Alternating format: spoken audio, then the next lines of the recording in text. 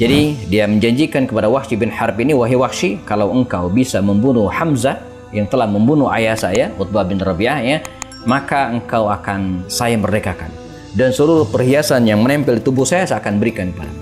Sesuai dengan nazarnya, Hindun binti Utbah ini segera mencabut belati kecil dari pinggangnya.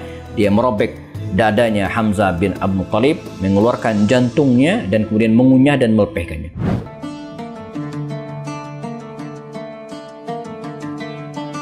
Bahkan sampai hari ini Khadijah dan keluarganya itu disebut dengan keluarga Tahirah, keluarga yang suci, keluarga yang mulia.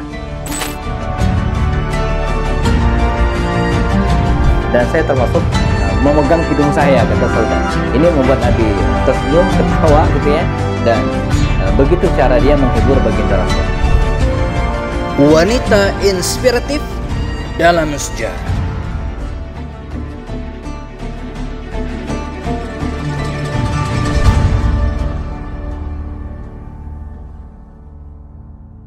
Assalamualaikum warahmatullahi wabarakatuh. Alhamdulillah, assalatu wassalamu rasulullah ba'du. Kita sedang membahas wanita-wanita inspiratif dalam sejarah, ya. Dan banyak sekali wanita-wanita yang memberikan inspirasi kepada kita. Kita mulai dari as-sahabiyat, ya. Mereka adalah orang-orang yang hidup membersamai Rasulullah SAW. Kalau sahabah, ya, itu adalah sahabat Nabi yang laki-laki. Kalau sahabiat adalah para wanita yang hidup di masa Rasulullah, masuk Islam dan meninggal dalam keadaan Islam.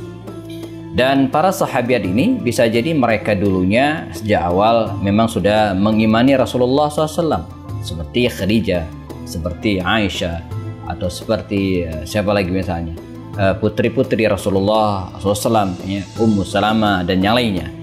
Tapi ada juga yang sejak awal mungkin relatif memusuhi Rasulullah SAW, bahkan terlibat dalam peperangan, ya, melawan Rasulullah dan kaum muslimin. Namun pada akhirnya mereka kemudian masuk Islam, bahkan betul-betul berjasa dalam Islam, ya, dan termasuk mungkin orang yang disebutkan dalam hadis Nabi yang mengatakan khairukum atau khiyarukum fil jahiliyati khiyarukum fil islami idza faqihu. Orang yang terkemuka menonjol di masa jahiliyah, dan ketika dia masuk Islam, dia menjadi orang-orang yang terkemuka juga, ya. Satu di antara sekian banyak para tokoh mulia itu adalah Hindun binti Utbah bin Rabi'ah radhiyallahu anha, ya. Ya, wanita ini relatif terkenal, Hindun binti Utbah. Dua hal yang barangkali membuatnya populer. Pertama, tentu saja dialah akilatul kabad, wanita yang memakan jantungnya Hamzah bin Abdul Muttalib pada perang Uhud. Nanti kita akan ceritakan. Kemudian yang kedua, tokoh ini menjadi terkenal juga lantaran dia adalah ibu dari Muawiyah bin Abu Sufyan, muassis pendiri dinasti Bani Umayyah di Damaskus, Suriah hari ini, wilayah Syam dulu, ya. Muawiyah sosok yang memancing kontroversial, ya, karena beliaulah yang sempat melawan Sayyidina Ali bin Abi Thalib dalam perang Siffin, mengubah kebijakan, ya, menjadi dinasti dalam sistem pemerintah Islam dan hal-hal lainnya, ya. Nah, ibunya adalah Hindun binti Utbah bin Rabi'ah, ya. Nah, kita akan bahas wanita inspiratif ini, ya, dan semoga kita bisa mengambil hikmahnya, ya.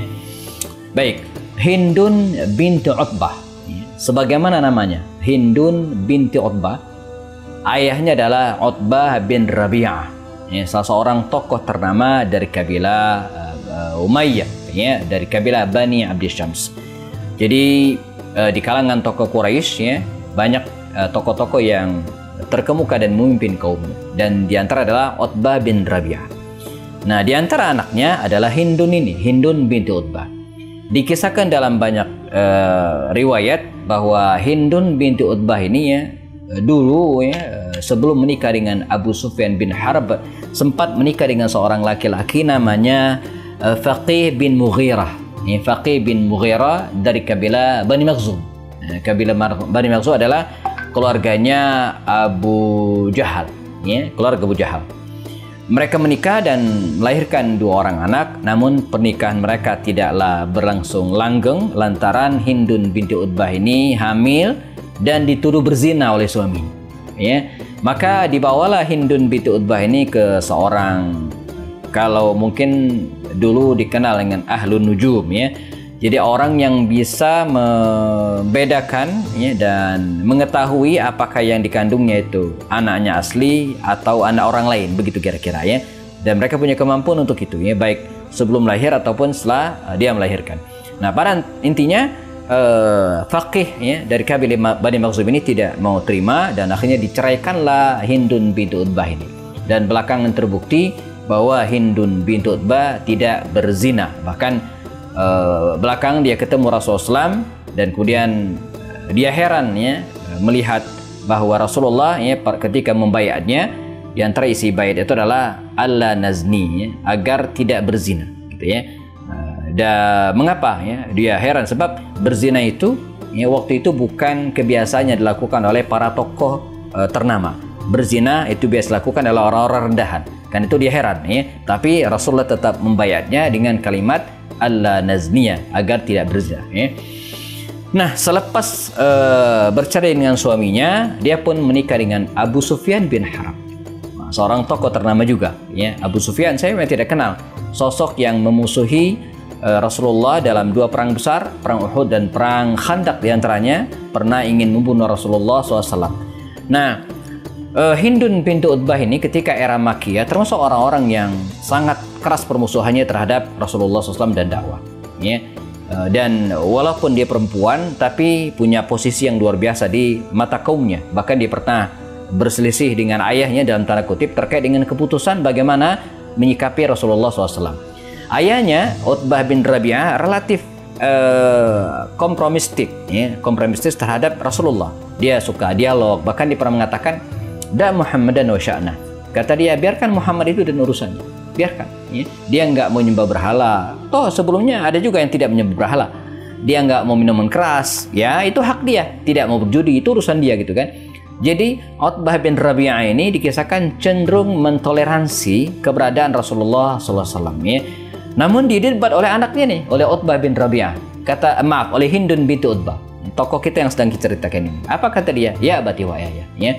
Kalaulah Muhammad itu, katanya kan, melakukan perbuatannya tidak mau menyembah berhala, tidak mau berjudi, tidak minum keras dan seterusnya, itu urusan dia, silakan.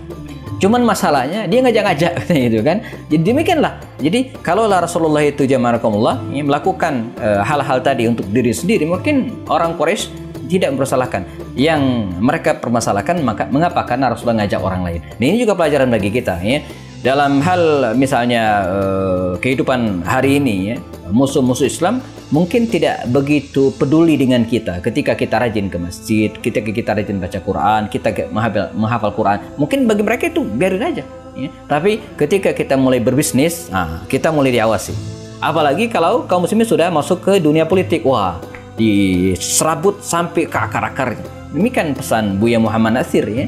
Jadi musuh-musuh Islam itu, kata beliau, kalau melihat kita ke masjid, baca Quran dan seterusnya, biarin aja. Jadi nggak akan diapa-apain, jadi tenang-tenang saja, gitu kan. Tapi sebaliknya, kalau kita sudah mulai berbisnis, sudah menguasai beberapa aset, sudah mulai diawasin. Tapi begitu umat Islam masuk ke politik, maka akan dicerabut ke akar-akarnya, ya. Dan itu tantangan tersendiri. Makanya teman-teman kita, para ustadz hari ini yang banyak bergaul dengan masjid, mengisi taklim, mungkin relatif bebas dan tidak akan mendapatkan tantangan yang berat, ya, dari orang-orang yang musuh Islam. Tapi sebaliknya, yang berkecimpung di dunia politik, maka niscaya akan dibully, dia akan dihabisi masa depannya, ya, dan dia akan dicerabut sampai ke akar-akarnya, kata Buya Muhammad Nasir.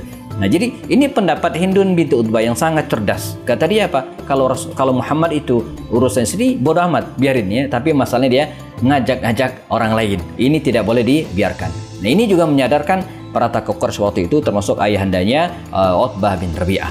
Dan kisah berlanjut, alhamdulillah, bagaimana Hindun binti Utbah ini terus memusuhi Rasulullah SAW, ya. Dan puncaknya ketika ayahnya Utbah bin Rabi'ah terbunuh dalam perang Badar. Nah, bagaimana kisahnya? Jangan kemana-mana, tetap bersama kami akan kembali setelah yang satu ini.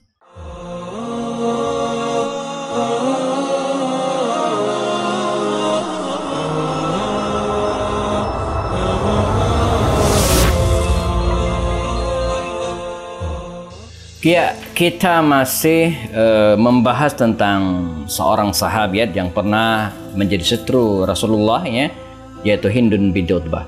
Dan puncak permusuhannya terhadap Rasulullah adalah ketika ayahnya terbunuh dalam perang Badar, ya. Walaupun terjadi perselisihan pendapat di kalangan ulama apakah yang membunuh Utbah bin Rabi'ah dalam perang Badar itu Ali bin Abi Thalib atau Hamzah bin Abdul Muttalib, tapi yang pasti dendam kesumat Hindun binti Utbah atas wafatnya, atas tewasnya ayahandanya dan pamannya Utbah bin Rabi'ah dan pamannya Syaibah bin Rabi'ah.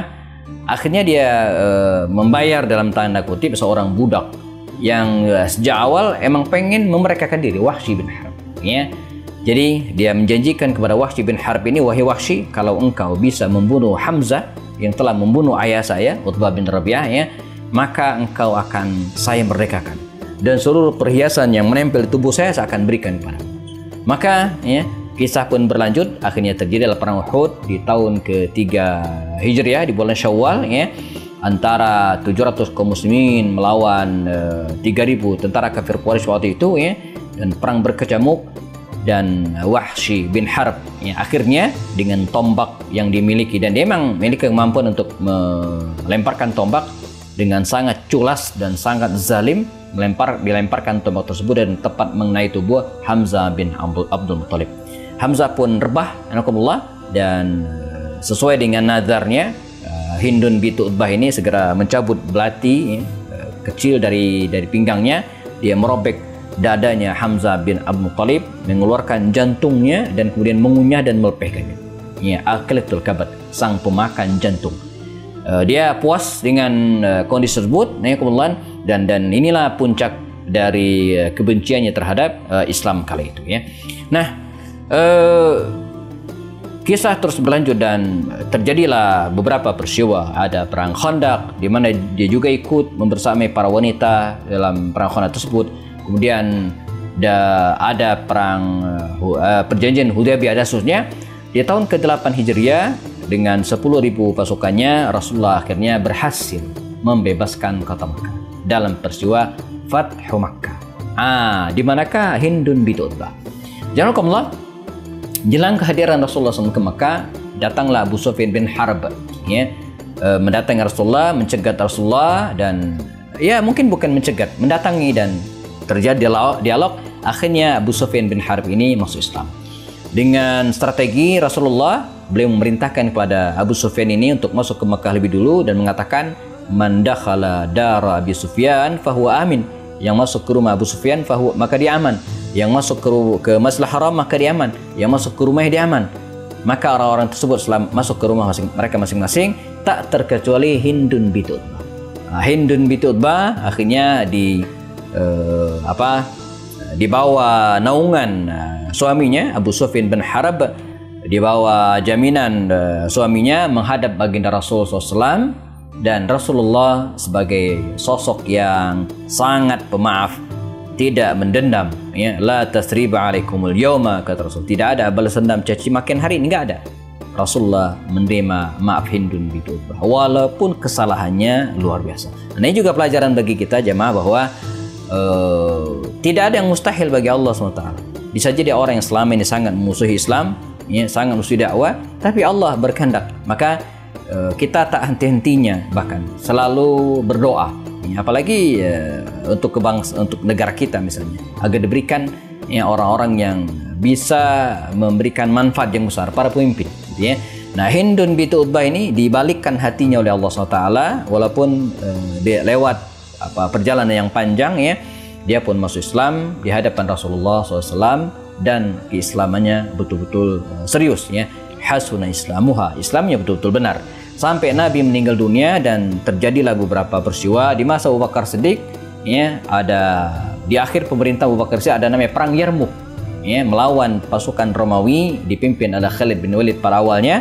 Dan ketika Abu Bakar Siddiq meninggal dunia, di masa lanjut pemerintahan Umar mengganti panglima perang Khalid dengan Abu Ubaidah ibn Jarrah. Perang Yarmuk berkecamuk, kaum muslimin berhasil memenangkan peperangan dengan gemilang, dan tak luput dari peran seorang Hindun binti Utbah. Kalaulah dalam perang Uhud sebelumnya, di masa kafir, dia yang memberikan motivasi, dia yang memprovokasi, ya, pasukan kafir Quraisy ya untuk mengalahkan kaum muslimin. Ya, bahkan terkenal sekali syair-syairnya gitu kan. Pergilah berperang kalian gitu kan, dan kalau menang kami akan peluk dengan pelukan yang menyenangkan ya, dan kami bentangkan kasur yang empuk, demikian motivasinya gitu kan. Nah, dalam perang Yarmuk juga demikian ya. Bahkan di tengah peperangan ada beberapa tentara kaum muslimin yang berbalik ke belakang. Nah, oleh Hindun binti Utbah ini mereka dipukulin gitu ya, disuruh maju lagi. Tidak boleh kembali gitu kan. Ini apa yang dilakukan dalam perang Uhud dilakukan juga dalam Islam ya. Maka benarlah sabda Nabi mengatakan bahwa khiyarukum fil jahiliyati khiyarukum fil islami idza faqihu. Jadi orang yang bisa memberikan peran utama di masa jahiliyah, begitu masuk Islam akan berikan hal yang berguna juga ya. Dan perang Yarmuk berkecamuk, kaum muslimin menang, dan itu tidak lepas dari peran seorang Hindun binti Utbah.